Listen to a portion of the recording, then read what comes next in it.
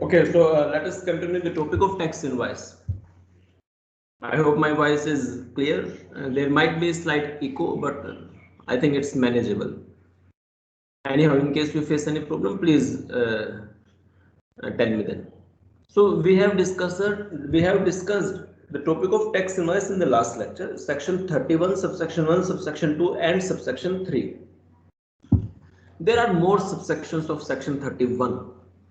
But now I would like to show you the rules, original rules, and then I will simplify those rules for you. It is a document based topic, tax invoice. In this we have documents. What is the document or what is the information which is required to be written in tax invoice? If you remember, there were so many documents we have discussed in the last lecture: tax invoice, revised tax invoice, payment voucher, refund voucher, receipt voucher, bill of supply. So many documents we have covered.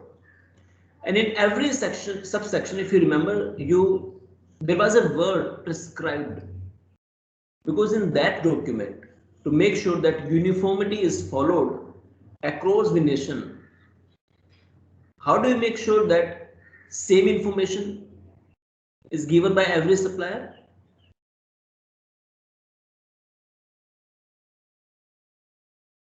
It is only through rules that every tax invoice, whenever you go and purchase anything from the market, in case you got the bill, I am using bill as a layman, but as an expert, I should not use the word bill, I should use the word tax invoice. You can find the same categories, same headings in every bill. You can purchase from one shop or another shop. Your items can be different or not, but headings almost will be same. Why? Because of rules. So to make a quick revision, let me first show you the relevance of the rules as mentioned in the Act. So for a quick revision, let me again share with you the Act. Section 31. This is my section 31 of the CGST Act.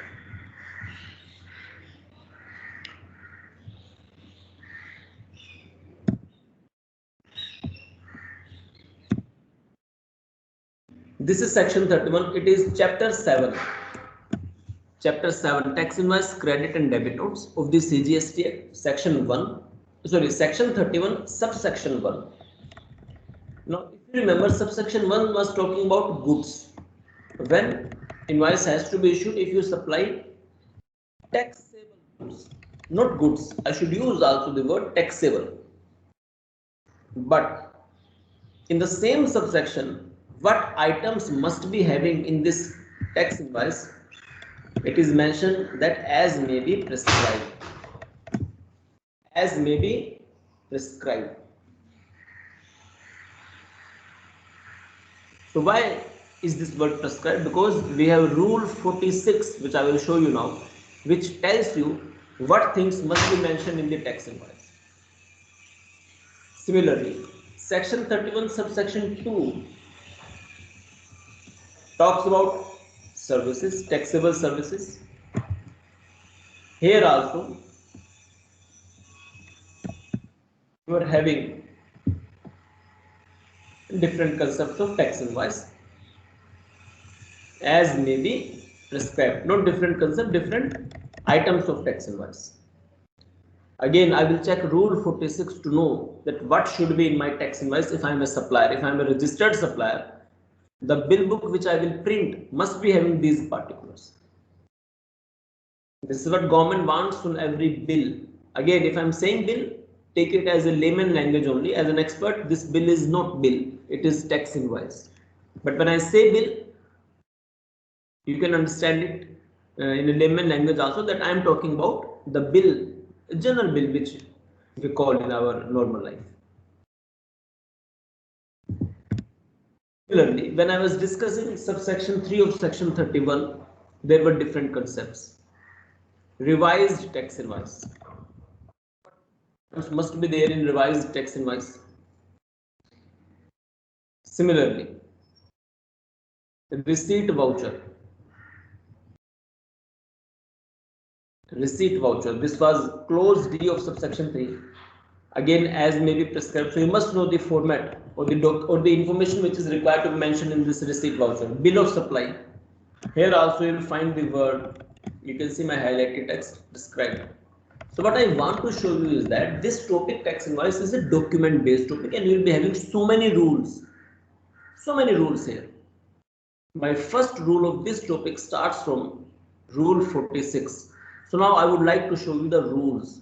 Then I will merge and then I will start writing on my screen so that you can note it down the relevant ones only. So I will merge section plus rules and I will tell you only those points which are relevant for you.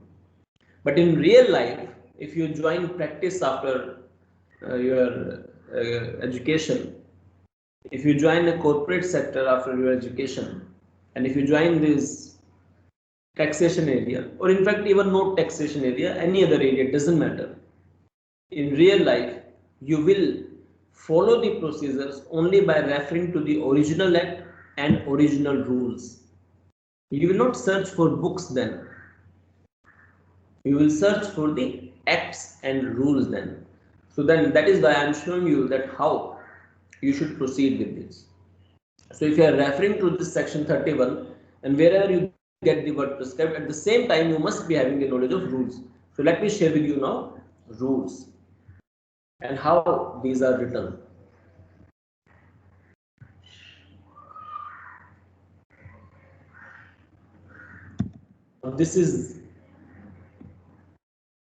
These are the rules.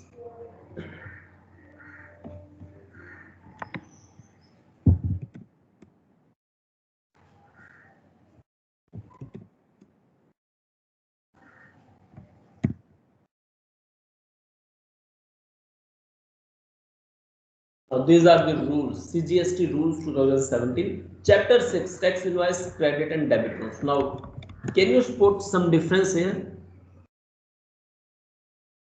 Can you tell me some difference? Can you spot that difference? What is the difference here? Anyone who can tell me this difference in these two lines of highlighted text? Can you sense some change here?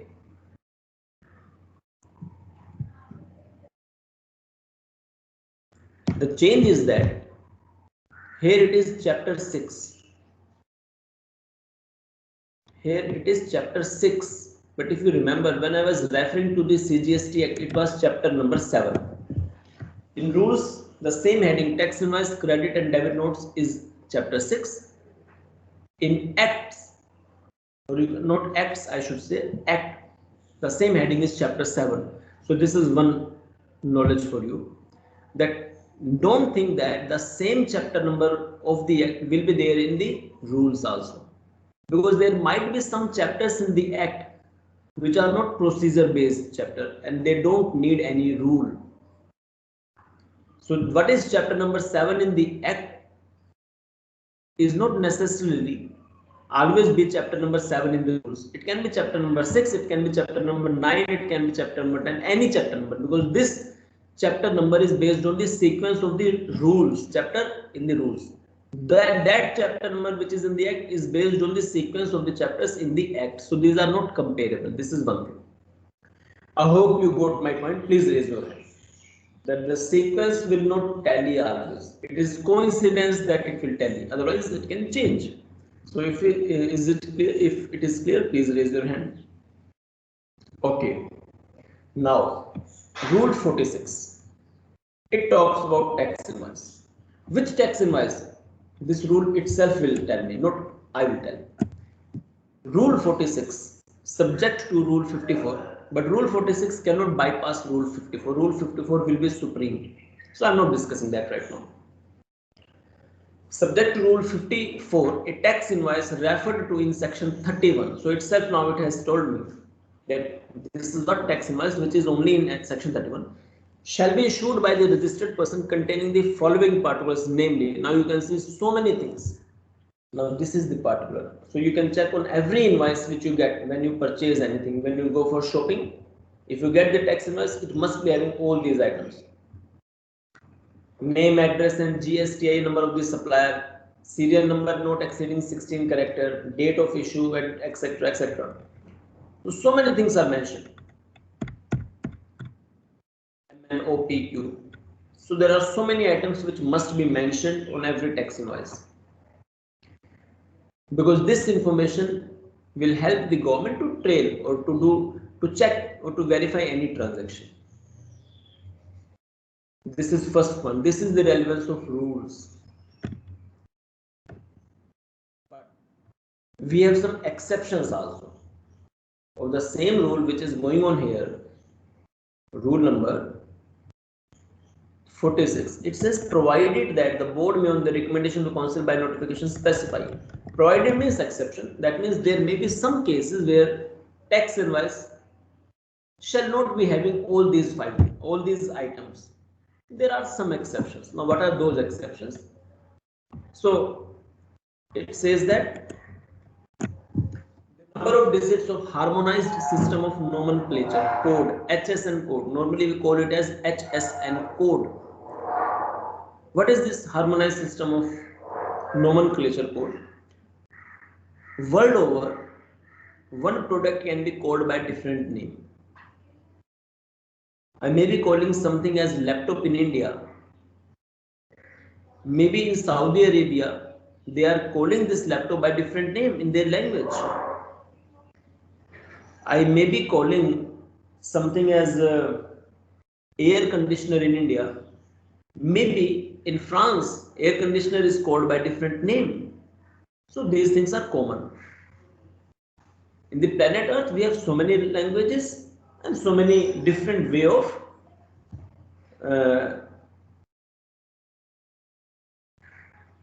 thinking about some things, different ways, different way how to see how you see a particular product. There are different ways.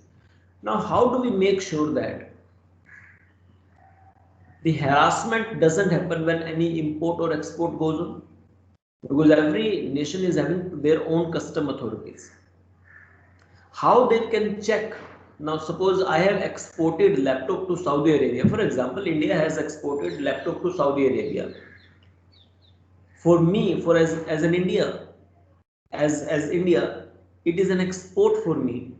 But in Saudi Arabia, it becomes their import. And maybe they are also imposing import duties, maybe. But what on my bill, I am writing laptop, but might be in Saudi Arabia they don't call it as laptop. They may be calling it as with a different name, maybe a slate. Maybe they are calling the laptop by a slate. So they are going to charge custom as per thinking that this item is a slate, but actually it's a laptop.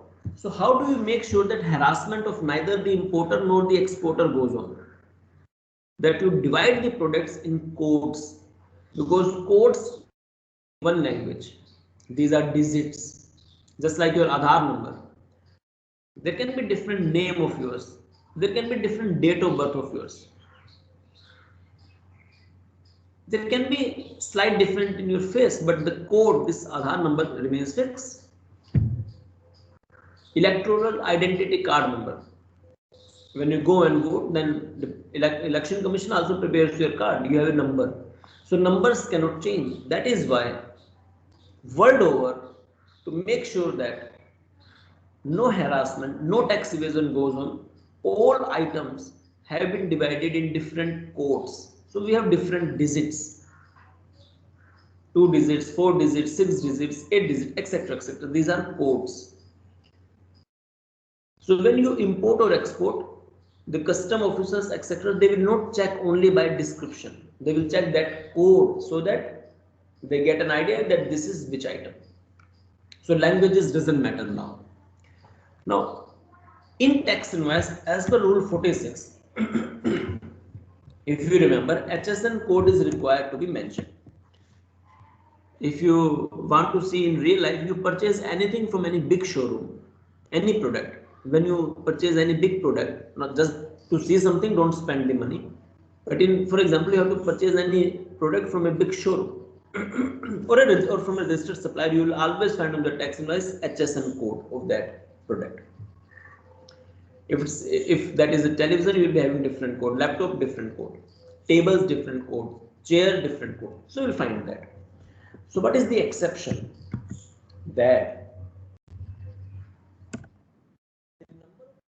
number of digits of harmonized system of nomenclature code for goods or services that a class of registered person shall be required to mention for such period as in the said notification. Rather than mentioning entire 8-digit, HSN code is basically in 8-digit. Exception is that government can notify some class of registered person where rather than mentioning the entire digit, to simplify, they can mention only last 2 digits or only last 4 digits or only last 6 digits. It depends. So this is the exception. I hope you have understood this point. So I'm telling you now the exception of contents of tax invoice. In tax invoice, HSN code is must, but there is an exception. Government can notify some categories of persons who are not required to write all the digits of any product. Government can tell that write only these number of digits, that's it. So it simplifies the work. Similarly, this is another exception. The class of registered person that would not be required to mention the harmonized system of nomenclature code for goods or services for such period as may be specified in the said notification. Government can notify some classes of registered person where not at all HSN code is required to be mentioned. So it is also an exception. Now, as you can see, there are so many exceptions given, provided further, provided also. These all are the exceptions of tax invoice, but all are not in your course. The purpose of mine to show you these rules are that in future, when you deal in real life, not only in academics only, not for the purpose of marks only, but as an expert, or in real life when you are having some responsibilities where you would be treated as responsible in case you commit any mistake, then you will not refer only books. You will refer original rules, and then you will frame your reply or your opinion. That is why I wanted to show you the relevance of rules. Rules tell you the procedure and process to be followed. How something has to be done which is written in the act. Now let me start sharing with you my screen and let me start simplifying the concepts. You are not supposed to learn all the rules because this tax invoice chapter is having so many rules. 46A, 47, 48, then 49 bill of supply, 50 voucher, 51 refund voucher, 52 payment voucher, 53 revised tax invoice, 54 input service distributor situation. There are so many rules. All are not in your course. I will tell you only those which are relevant, and within those which are relevant, I will tell you which topics you have to cover. So let me now start sharing my screen so that you get an idea that what you have to do now in this topic tax invoice.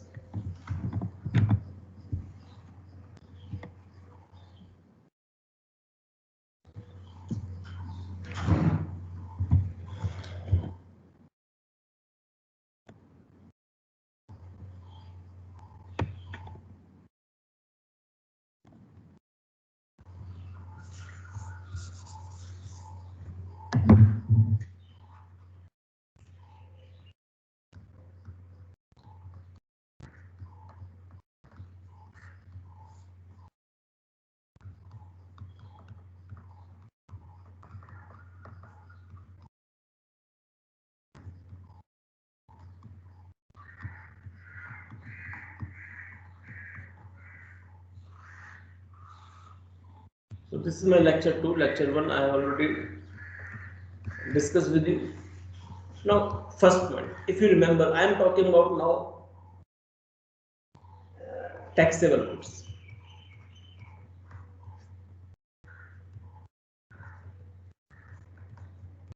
It was section 31(1), and what it says, if you remember, in case a supplier is engaged in supplying taxable goods, invoice has to be issued.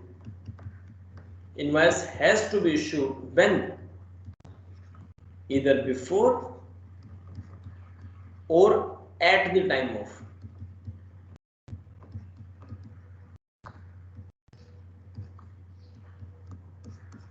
removal of goods. When goods require movement or delivery of goods to the recipient, when goods doesn't require movement, this is what the point which was mentioned. This was clear. Now let me tell you the particulars of tax invoice. So if theory question comes, you must at least know some particulars of a tax invoice. When I am saying tax invoice, I can also call it as invoice. So you must know that tax invoice or invoice is one and the same thing. There is no difference. It is rule 46. I have shown you that rule. Now let me simplify. There were so many particulars, but let me write only 7 to 8 which are relevant for you to know. Common one, but your invoice must be having. So you can check any bill which is available with you. Maybe at your home you will find some tax invoice. You can check these particulars will be there in that invoice. Name, address and GSTIN number of the recipient as well as supplier.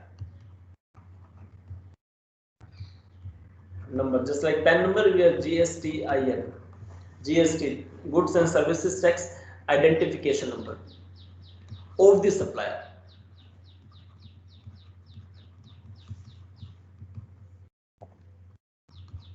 Name, address and GST number of the recipient. If recipient is registered, because if recipient is unregistered, he or she doesn't have any number, GSTA number. If supplier is unregistered, then I will not be applying rule 46. So when you are reading rule 46, by default, supplier is a registered person, because tax invoice has to be issued only by a registered person, not unregistered person. Recipient can be anyone, registered or unregistered, but supplier must be registered. So in front of the supplier, I have not written the word if registered, because by default, if I am reading tax invoice, supplier is a registered person.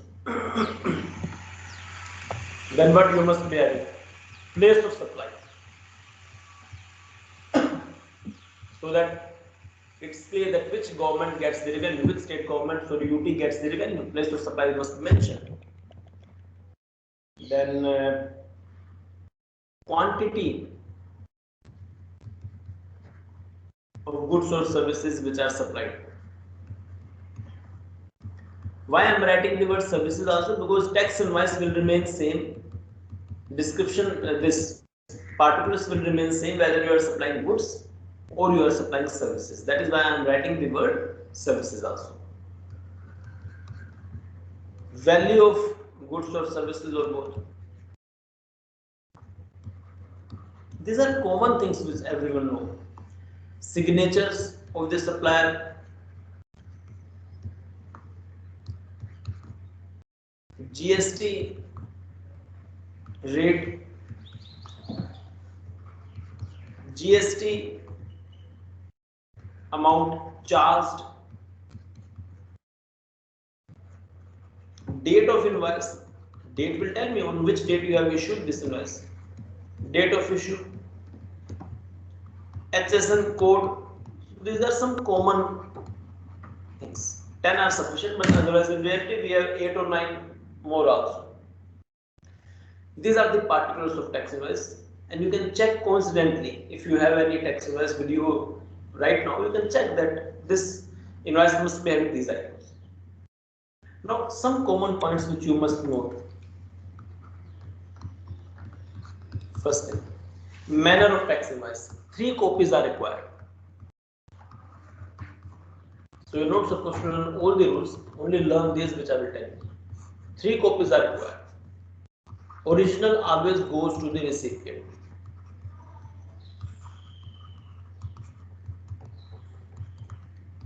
Duplicate will go to the transporter in case goods require movement.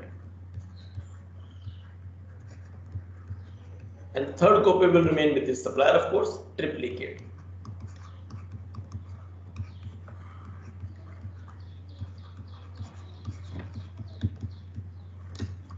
So always in case of goods, 3 copies are required. This is what you have to do. Then removal of goods you have to do. This I have already told you in the last lecture. What do you mean by removal of goods? Section 2, clause 96. Just read the definition. Third was also written in the act. There are some categories of supplies. There are some categories of supplies where tax invoice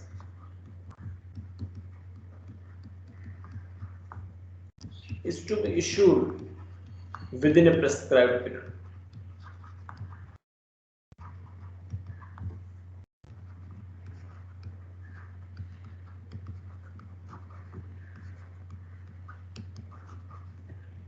This I have already shown you in the end that there are some categories of supplies. It can be any good.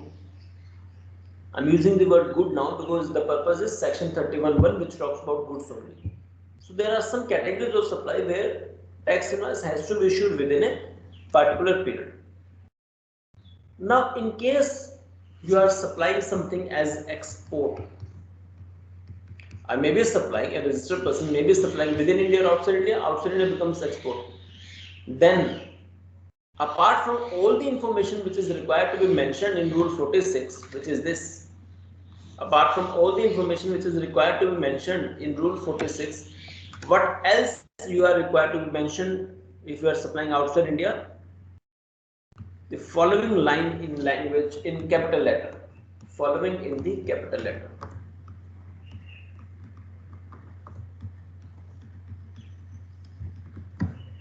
Supply meant for export. In capital letter you have to mention in your invoice, meant for export, or because supplied to special economic zone is also treated as export, just like zero rated supply.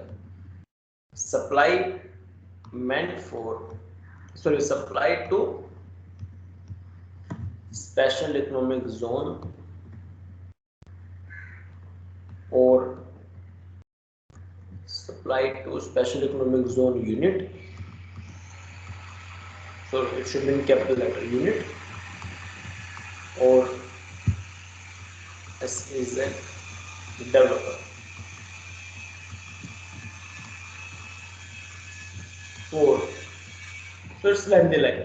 So I'm not writing complete line. You must remember that whenever you have export, then apart from the other information which is mentioned as in rule 46, you have to mention this line also. And one more point which you must not forget, that whenever a registered person is supplying,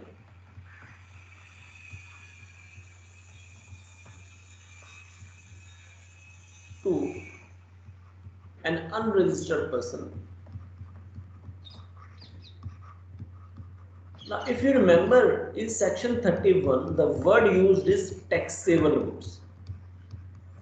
This is what which is mentioned, but it doesn't mean that every businessman only supplies taxable goods.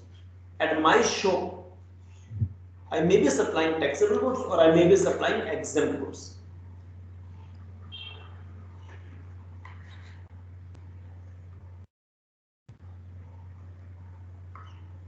At my shop, I may be supplying taxable goods, I may be supplying exempt goods.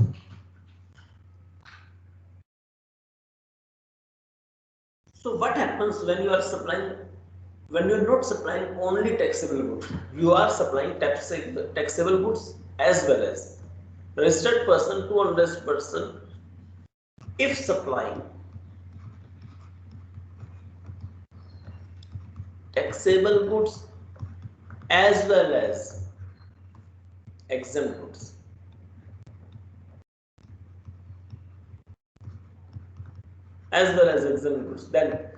then a single invoice, then a single invoice come below supply.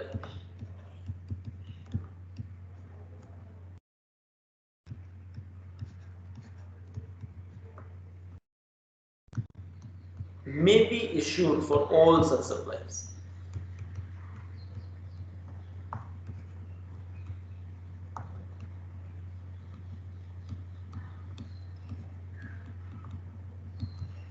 This is what the point is. Now, why it is single invoice come bill of supply? For example, 30 customers have come at my shop. 30 customers have come at my shop and purchased some items, some goods. All these were unregistered. So government says that rather than issuing 30 tax invoices, because if the recipient is a registered person, then he will ask for invoice, because that recipient has to sell it further and will take input tax credit on the basis of this invoice. But if you are unregistered, now so many times we all are unregistered. We go at so many shops. You can go at Big Bazaar, and even if you purchase one pencil of 2 rupees, they will issue the tax invoice.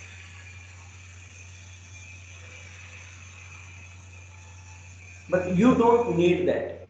As an unregistered person, you are not interested in having the tax invoice. Though we should always ask for invoice, but normally the unregistered person is not interested in getting tax invoice. So in that cases, if customer doesn't ask, or if the recipient doesn't ask, what a registered person can do is that rather than issuing different tax invoices to these 30 people, in my example there are 30 people, he can issue only one invoice cum bill of supply for all the values of such supply made to unregistered person. So there is no need to issue 30 tax invoices. He can simply write invoice cum bill of supply. So it can be treated as invoice, it can be treated as a bill of supply, it doesn't matter. And for all such supplies, rather than issuing separate documents, separate bills, separate invoices, just issue one single invoice cum bill of supply. It is basically to minimize the work of the registered person, because normally unregistered persons normally doesn't ask for any bill. So why to waste the time? In case the recipients are unregistered, single invoice cum bill of supply can be issued. It can be issued. This is what my section 31.1 is complete. We are not supposed to learn any other thing in section 31.1. So I have combined section 31.1 with rule 46. That's it. Within rule 46 there are so many things, but you have to cover only those which I have told you. If this is clear.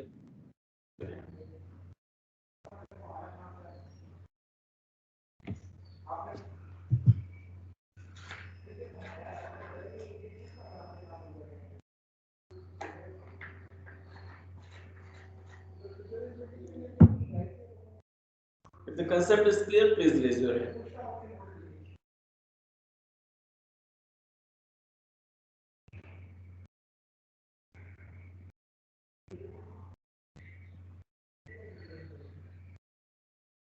Next point.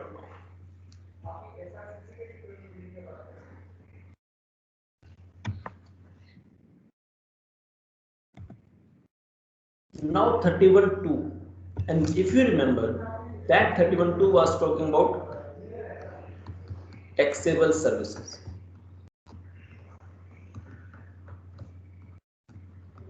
Section 31 close to, it is talking about taxable supply of services. If you remember 31 subsection 2, do you remember what was written? That invoice has to be issued, that means it's compulsory. Invoice has to be issued before or after. After what?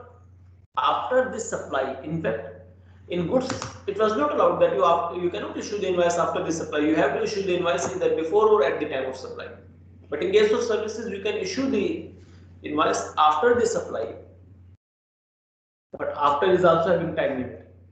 30 days maximum and 45 days maximum in case the supplier is an insurance company, banking company.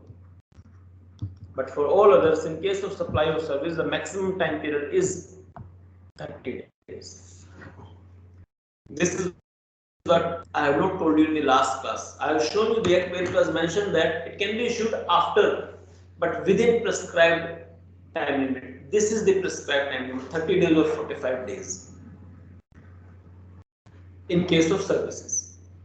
Format of tax invoice is same. That means format of tax invoice is same, which is there in Rule 46. Format will remain same. Now, some notes you must remember. Manner of tax invoice. In this case, 2 copies are required, not 3, because services cannot be sent through a transport, because these are intangible. So, manner of issuing tax invoice.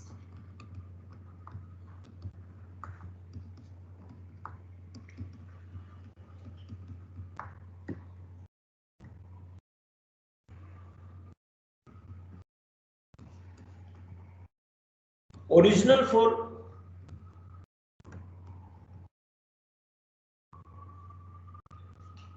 recipient,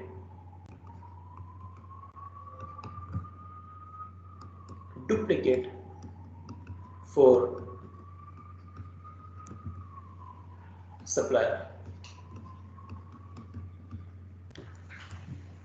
Delhi में weather बड़ा अच्छा है, आपके वहां भी weather सही है क्या? What about weather in your city if you are not from Delhi? वहां भी मौसम ऐसा ही है, little bit rain.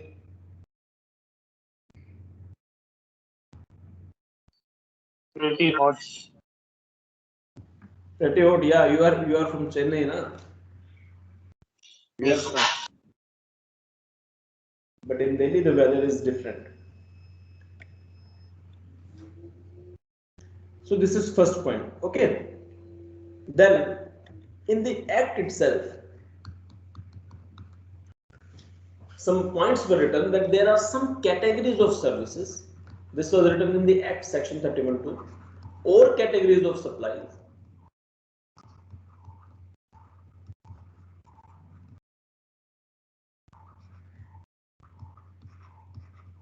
Categories of services or categories of supplies.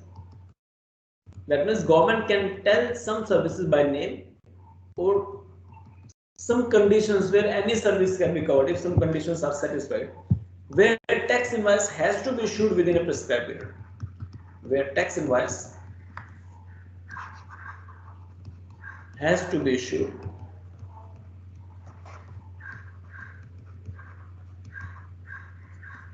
within a prescribed period.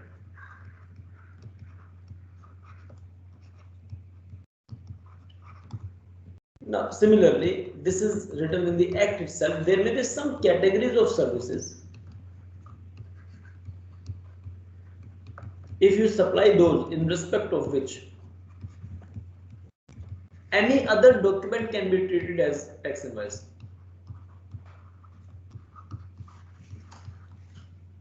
Any other document can be treated as tax invoice.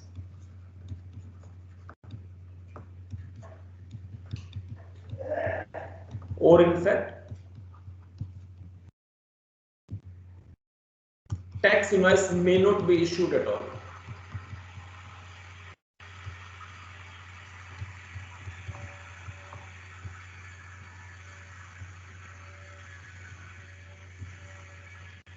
There may be some categories of services in respect to which, rather than tax invoice, you can issue any other document and government can say that it is valid, it is equivalent to tax invoice, or government can also define the name of some services where tax invoice is not at all required.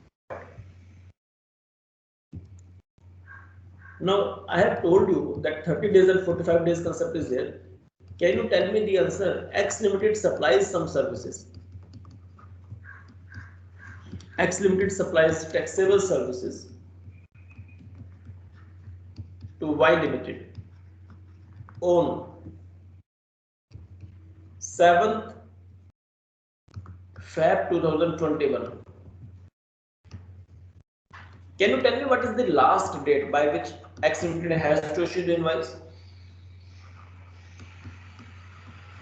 The last date by which X Limited has to issue the tax invoice Can anyone give me the answer? Because it's not a banking service. Okay, if nothing is mentioned, it's not a bank, it's normal supply. Now, can you tell me the last date? Can you give me the answer of last date by which X Limited has to issue the tax invoice as per section 31(2)? So kindly think and tell me the date. Let me also compute the date.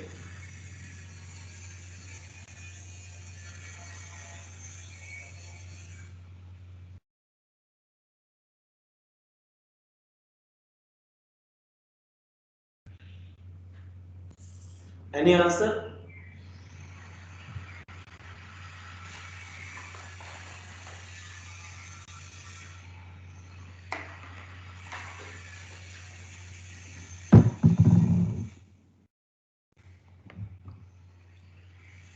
So it is what? 30 days from the date of supply. Okay. 30 days from the date of supply of service. So what is the answer in this case? What should be the answer? 8th of March. Which date? Sir, 8th of March. 8th March.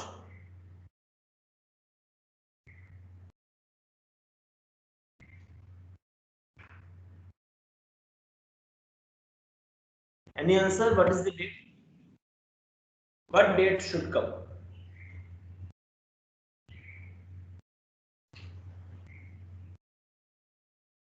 What should be the date in my example?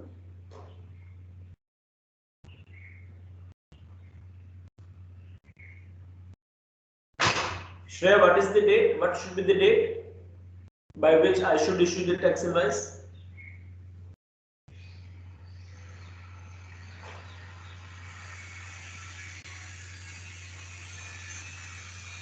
Sir, 9th March. What? 9th March. Yes, 9th March. If you are telling 9th March, then it is fine. Yes, sir. 9th March is the date. So such things can come in your numericals also. It should be 9th March. Why 9th March? Because from the date means from not 7th. When we read the act in India, we follow General Clauses Act. General Clauses Act. And it says whenever in the legal language in India, in any act, from what is given, from starts from next day. So from means 8th Feb, 9th Feb, 10th Feb, 11th Feb, 12th Feb. 8th will be my first day, second day, third day, fourth day, fifth day. And when you go on counting till this, 9th will be your 30th day. So 9th March will be the answer. This is what section number 31 subsection 2 is. You are not supposed to learn any other thing except what I have covered with you in section 31(2). Now raise your hand if section 31(2) is also clear.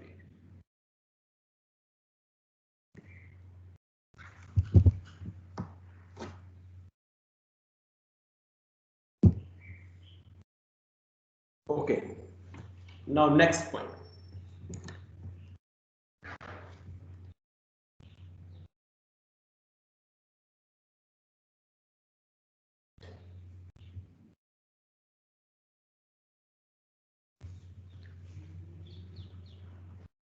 Now third point was different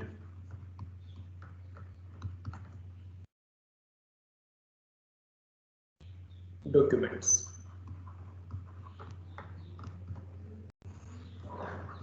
If you remember section 31 subsection 3, it was saying that notwithstanding, that means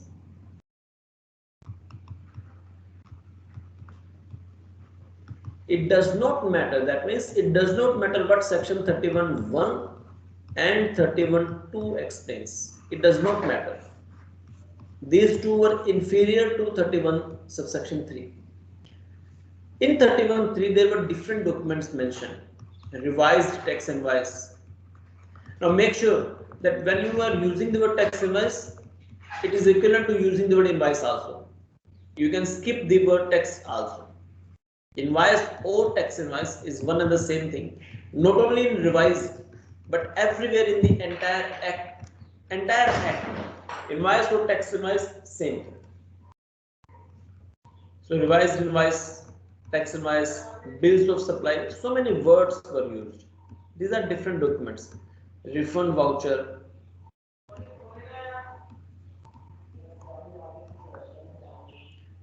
Then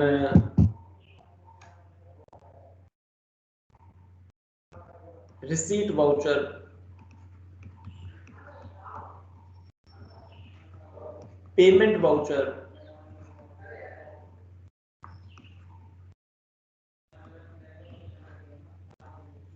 So for each and every document, there is a separate rule, but that I will discuss in the next class. Only those points which you are supposed to learn.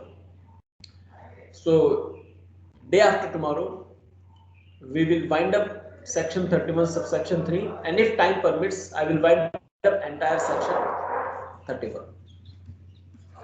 So let us end the discussion today at this point. In case you have any query, you can ask. And by the way, in Delhi, weather is very good. But can you think so that it is good for the nation also? Can you think so that the weather which is in Delhi is right now, maybe heavy rain can come also, maybe heavy rain. But do you think that it is really good for the nation? What do you think? Anyone who can reply?